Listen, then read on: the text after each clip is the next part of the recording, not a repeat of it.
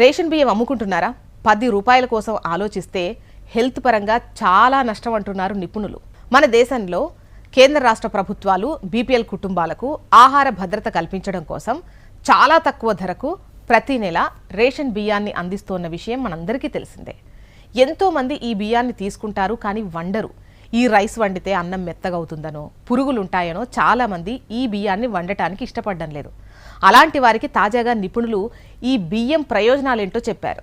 ప్రభుత్వం తెల్ల రేషన్ కార్డుదారులకు అందించే ఫోర్టిఫైడ్ రైస్లో ఎన్నో పోషకాలుంటాయని ఇటీవలే ఇన్స్టిట్యూట్ ఆఫ్ న్యూట్రిషన్ తెలిపింది. ఈ బియ్యంలో అదనంగా zinc, vitamin A, thiamine, riboflavin, niacin, vitamin B6 పోషకాలు కలుపుతారు. దీంతో ఈ రేషన్ బియ్యాన్ని ఆహారంగా తీసుకోవడం ద్వారా మహిళల్లో రక్తహీనత సమస్యను అధిగమించవచ్చు. అదేవిధంగా చిన్నపిల్లల్లో రోగ నిరోధక శక్తి పెరుగుతుంది. చాలామంది